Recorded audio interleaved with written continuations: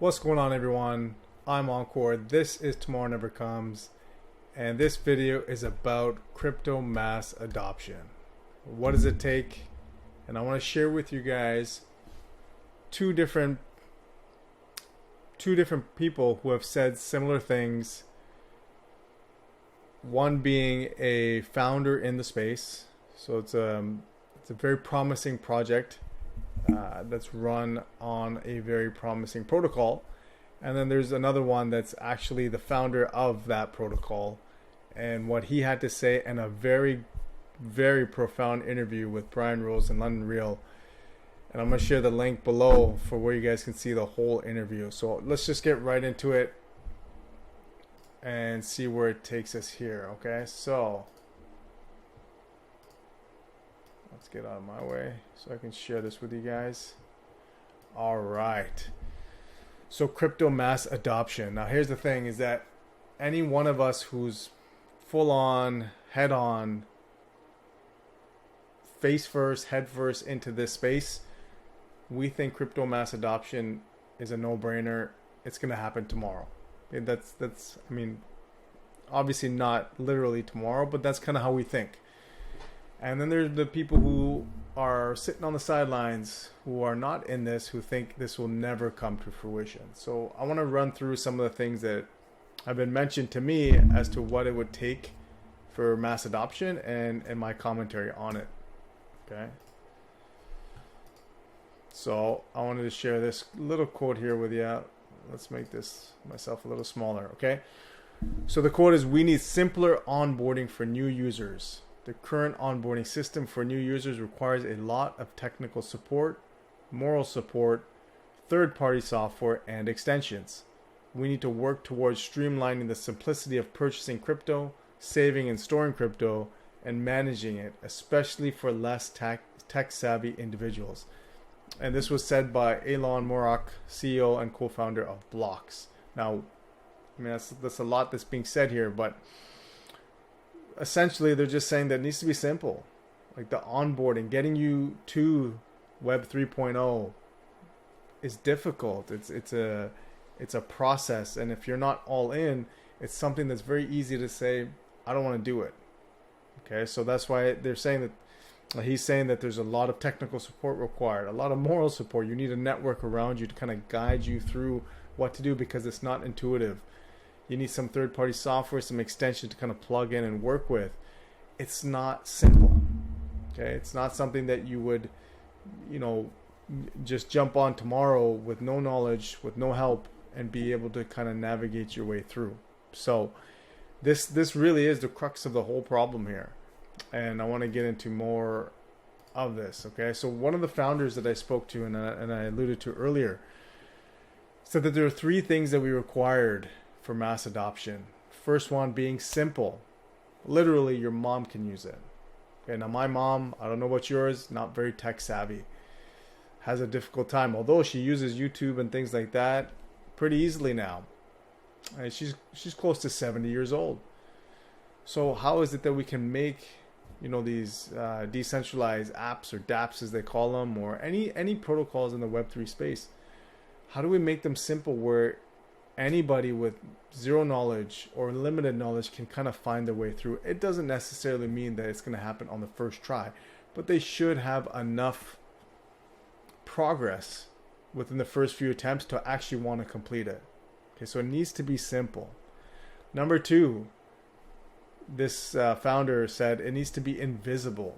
And I thought that was very interesting way to put it. A lot of us, again, in the Web3 space, want everything in your face, that you should recognize that what you're doing is, decentralized finance, it's Web3, it's all these things. And we want you to recognize and appreciate it and then talk about it. But I think one of the biggest things is that it needs to be invisible. You don't even know that stuff is happening behind the scenes. You don't know you're interacting with a blockchain. You don't know it's a decentralized finance, or all the transactional information involved. All you want to know is, I want to do X and I want it to make Y. You know what I mean? Or I want it to do A and out comes B. Like that's it. And when we use a lot of the apps that we use today, we don't know the nuts and bolts behind it. We don't care about the technology stack. We don't care about a lot of the things that those of us in the Web3 space want you to know. And so I think that's a pretty big barrier, is that we just, everyone feels like they need to understand everything before they actually interact with a blockchain or blockchain protocols or crypto transactions. And so that's a pretty big barrier to mass adoption. So I think if it were to become invisible, if it's just organic, it's part of your everyday and you don't ever think about it, that's going to accelerate mass adoption quite a bit. And third thing was, I'm saying network effects, but she actually put it in a much better way, is who else is using it. Now, in order for mass adoption to occur, we need big brands to come in, the biggest luxury brands, the Facebooks and their audience. Any major platform you look at, obviously the Nikes are kind of getting in there, the Dolce & Gabbanas and all these, they're kind of in the metaverse. But we need all of the major institutions to come in. Okay, they don't have to be financial institutions, so to speak, but anything that's a big brand with a large following. We need them to come in. Otherwise, we will never get mass adoption, because with those brands comes the following, the community. And once the brands sign off on it, 100%, the masses start to roll in on that platform or the technology or whatever it may be, because they trust that brand, and that brand is actually encouraging or using it to facilitate transactions or content, whatever it may be. So I thought that was very keen as well. A keen point, or astute point I should say, is that it really depends on who else is using it. Not just one influencer, but an entire brand. So those are the three things that the founder really mentioned that stuck with me. So we need, in order for mass adoption, we need to be simple, we need it to be invisible, and we need big brands or a large network, not just individual networks, but well-known brands to come aboard and use it.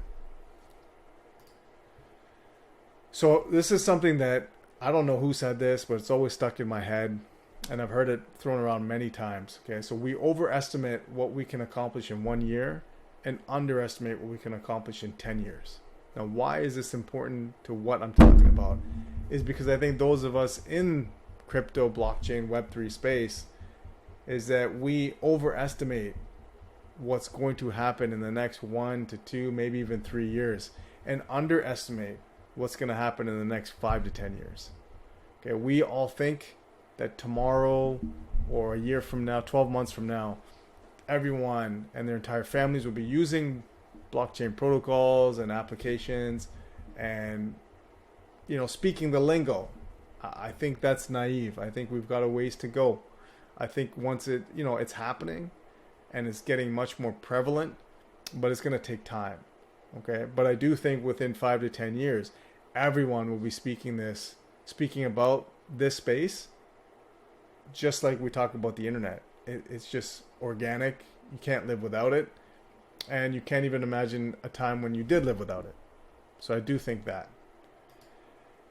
And in the beginning, I mentioned a great interview with Brian Rose and Sandeep Nailwal from CEO and co-founder of Polygon. And this is their second one. It's on their platform, londonreal.tv, and I'll put a link to the in the description below. But he said a bunch of things, and he had his own criteria for what's going to bring mass adoption on Ethereum. 3 things were scalability, identity, and privacy, and how all those three things are going to allow big brands and big entities to come aboard, which will then drive mass adoption. Okay, so you guys can check it out to listen to it fully. Great stuff. Absolutely mind-blowing. But he said something that really stuck with me, and that's this quote here, is that it's not about market cap, it's about impact.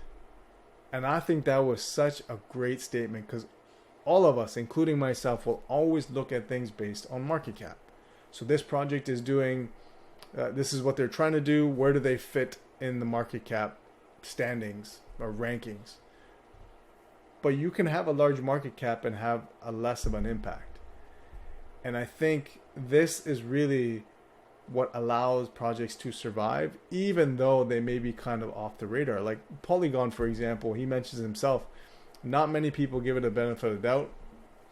They kind of looked at it sideways, didn't think it was going to do well. He has an underdog. Him and his team have an underdog mentality and a real chip on their shoulder because of, somewhat of a disrespect labeled on them or put on them.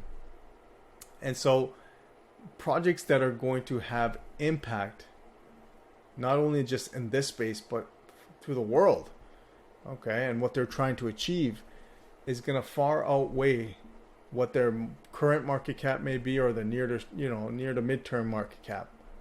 But basically, the size of their company does not dictate the impact.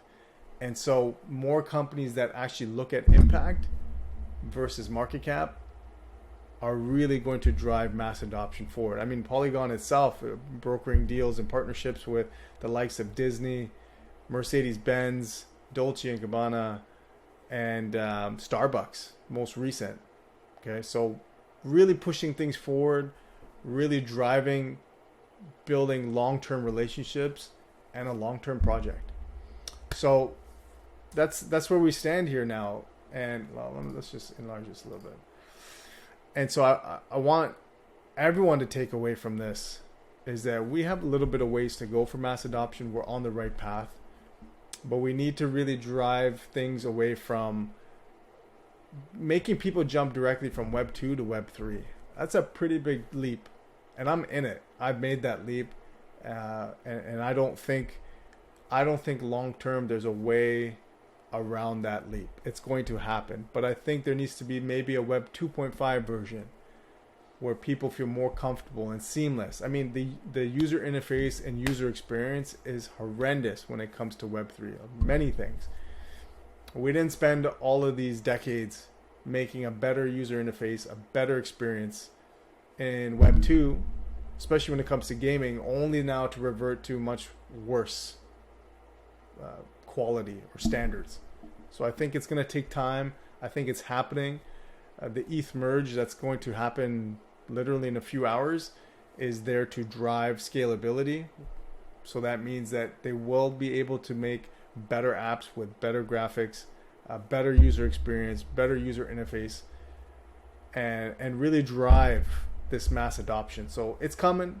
It's going to take longer than I think most of us want, but shorter than the naysayers say it's going to happen. So hope you guys enjoyed this. Hit the like button, subscribe, and share the video if you found value in this. I'm trying trying to do my part to drive mass adoption as much as possible, and I hope to see you guys along the journey. So remember, guys, tomorrow never comes. Take action, invest in yourself today, and I'll see you guys in the next video.